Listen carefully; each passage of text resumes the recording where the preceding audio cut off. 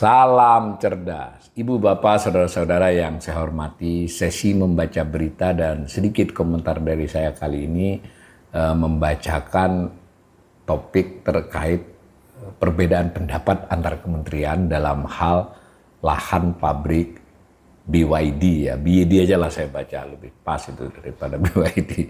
Nah, ditulis oleh Bloomberg, Technos, tanggal 23 Agustus 2025 jam 5 sore. Judulnya kronologi silang pendapat antar kementerian soal lahan pabrik BYD ya. Ini ada gambar mobil BYD di terminal kendaraan Pelabuhan Tanjung Priok. Ini BYD terparkir ya. Nah, lalu beritanya begini, pembangunan pabrik mobil listrik Build Your Dreams. Nah, kalau Build Your Dream berarti BYD ya, jadi bahasa Inggris, di Subang, Jawa Barat kembali memunculkan perdebatan lintas kementerian. Kementerian Perindustrian dan Kementerian Pertanian terbelah soal status lahan yang digunakan raksasa otomotif asal Cina itu di tengah derasnya investasi kendaraan listrik masuk ke Indonesia. Kanal ini beberapa waktu lalu pernah membacakan berita terkait bahwa Menteri Pertanian didampingi oleh Gubernur Jawa Barat Deddy Mulyadi menyampaikan kepada publik di kantor Kementerian Pertanian ya waktu itu bahwa BYD itu memakai sebagian dari lahannya, sebagian cukup besar itu adalah lahan yang berstatus lahan pertanian berkelanjutan. Lalu mereka bersepakat BYD dengan menurut ceritanya gubernur dan di depan Menteri Pertanian, di depan jurnalis, itu akan diganti menjadi 3 kali lipat luasan dari yang dipakai. Itu ya kemarin dulu. Nah, saya baca lagi. Gubernur Jawa Barat Deddy Mulyadi lebih dulu menyoroti bahwa sebagian lahan yang dipakai BYD masuk dalam peta lahan pertanian pangan berkelanjutan. Lahan pertanian pangan berkelanjutan LP2B. Ia menyebut pemerintah daerah meminta penggantian sawah baru 3 kali lipat dari luas lahan yang terdampak sebagai kompensasi agar ketahanan pangan daerah tidak terganggu. Lalu, kalau areal LP2B yang dipakai 200 hektar, maka nanti disiapkan 600 hektar sawah baru. Kalau 70 hektar berarti 210 hektar sawah baru, kata Deddy saat pertemuan di Kementerian Pertanian awal pekan ini. Itu ya, jadi kita juga sudah membacakan di sini berita itu dulu. Namun pernyataan itu langsung dibantah Kementerian Perindustrian. Nah, jadi ada bantahan nih. Menteri Perindustrian Agus Gumiwang Kartasasmita menegaskan lahan yang ditempati BYD bukan hanya pertanian, melainkan kawasan industri resmi. Nah, sebetulnya mereka itu kan statusnya sudah kawasan industri. Kalau mereka sudah memiliki status kawasan industri, artinya ya mereka sudah tidak punya masalah lagi, ujar Agus, Rabu 20 Agustus. Ia menolak menjelaskan lebih jauh detail lahan yang dipersoalkan.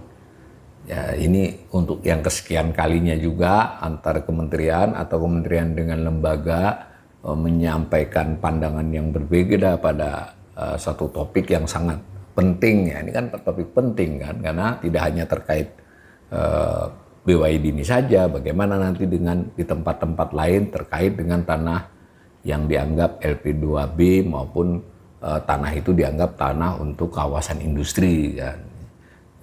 Kita entah selalu dipertunjukkan, sering dipertunjukkan perbedaan-perbedaan yang sampai ke publik ini, dan kita belum tahu nanti ujungnya bagaimana. Nah, saya baca lagi dari tulisannya Bloomberg Technos ini. Sengkarut ini memperlihatkan tarik-menarik kepentingan antara kebutuhan ekspansi industri kendaraan listrik dengan aturan tata ruang pertanian. Di satu sisi, pemerintah pusat berkepentingan menjaga komitmen investasi BYD dan Vinfast, jadi 2 perusahaan ya, Vinfast, yang diperkirakan bernilai miliaran dolar. Di sisi lain, daerah dan Kementerian Pertanian, jadi nggak hanya daerah ya, tapi Kementerian Pertanian menekankan kewajiban perlindungan lahan pangan produktif sesuai regulasi LP2B. Hingga kini belum ada kepastian berapa luas pertanian yang terdampak maupun mekanisme kompensasi yang akan dijalankan. Jadi memang pada waktu kita bacakan dulu soal tanah lahan yang dipakai BYD dan Pinpes ini memang tidak seluruhnya lahan pertanian, tapi sebagiannya lahan pertanian. Waktu itu memang diungkap kemungkinan itu 200 hektar atau 70 hektar ya, belum tahu. Nah ini juga Menteri Perindustrian juga tidak mau beri keterangan berapa sebenarnya yang termasuk lahan pertanian. Ini saya kira publik harus ikut ini. Publik ini terutama mungkin para pegiat pertanian, pengamat pertanian, NGO atau asosiasi-asosiasi yang terkait, yang ini harus melihat ini. Jangan sampai nanti kesepakatannya ya kesepakatan begitu saja. Jadi beneran nggak ada yang LP2B lahan di situ? Dan kalau memang beneran diganti nggak? Diganti di tempat lain yang memang sebelumnya bukan pertanian. Kalau sebelumnya pertanian namanya cuma ditukar, kan tetap mengurangi. Begitu yang dulu kita komentari juga. Tapi ini malah lebih rumit daripada waktu kita bacakan dulu. Ternyata kalau menurut Menteri Perindustrian enggak, itu memang lahan industri. Nah, saya bacakan lagi. Fasilitas produksi mobil listrik BYD berlokasi di fase 2 kawasan Subang, Smartpolitan, Jawa Barat dengan nilai investasi mencapai 11,7 triliun rupiah. Perusahaan berencana meningkatkan kapasitas produksi dari 150.000 unit per tahun, serta membuka peluang pengembangan pabrik baterai dan lini kendaraan plug-in hybrid electric vehicle (PHEV) premium pada awal tahun depan. Jadi memang sudah rencananya akan dikembangkan kemana-mana ini ya. Jadi mungkin memang jadi salah satu andalan BYD di luar salah satu negara yang diandalkan BYD untuk memproduksi. Jadi mungkin ke depannya pun mungkin ada ekspor kendaraan BYD dan Pinpes dari Indonesia. Ya wajar ya mohon maaf buat saya kedua tanda petik ya Menteri Perindustrian melihat ngiler lah ya ini. Nah, tetapi saya tidak mempersoalkan itunya. Yang saya persoalkan adalah bagaimana koordinasi antar kementerian dan lembaga ya. Bagaimana juga soal tata ruang ya kan, kita tidak boleh hanya memikirkan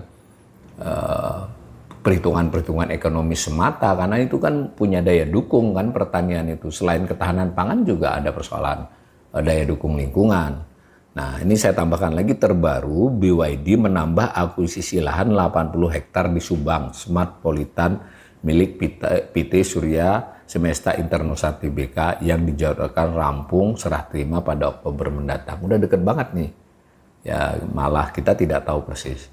Nah saya sebagai penutup komentar, sekali lagi ekonomi kita memang membutuhkan industrialisasi, pengembangan industri, dan kita juga tidak menutup mata bahwa pengembangan industri manufaktur itu sebagian dan bahkan sebagian cukup besarnya bekerja sama dengan pihak asing. Ada modal investasi asing masuk, dan kalau investasi asing itu berupa pembangunan pabrik seperti itu, memang tidak dipungkiri ada keuntungan yang lebih dari sekedar misalnya pajak dan sebagainya, tapi ada kesempatan untuk menciptakan lapangan kerja dan efek pengganda lainnya di sekitaran pabrik akan menumbuhkan perekonomian itu oke semua. Nah tetapi di sini tadi terlihat bahwa koordinasi di karangan di dalam pemerintahan sendiri masih runyam ya. Jangankan soal kompensasi, ini lahannya masuk LP2B pertanian yang berkelanjutan atau kawasan industri. Nanti kalau kemudian disepakati yang masuk pertanian mana, itu tidak boleh atas dasar kesepakatan. Kalau menurut saya atas dasar peta wilayahnya ya. Jangan sampai nanti ini yang ternyata pertaniannya cuma 10 hektar misalnya kan. Ya repot kan, 10 berarti nanti gantinya hanya 30 hektar. Benar-benar peta itunya harusnya ada. Dan karena itu DPRD juga ikut, mestinya DPR terkait juga bisa ya. Nah di luar itu semua, kanal ini selalu mengingatkan bahwa masalah sekitar sudah berjalan hampir setahun pemerintahan Prabowo ini adalah koordinasi antara kementerian lembaga, satu, kemudian cara mereka berkomunikasi kepada publik, kepada jurnalis maupun kepada rakyat luas yang juga masih semraut kadang ya, menimbulkan simpang siuran informasi. Nah, sehingga kita rakyat dan misalnya seperti saya ekonomi kadang wah kok ganti lagi. Nah mudah-mudahan ini mulai berakhirlah ya di tahun kedua, apalagi sudah mulai dibahas RAPBN 2026 yang sepenuhnya adalah rancangan dari pemerintahan Prabowo.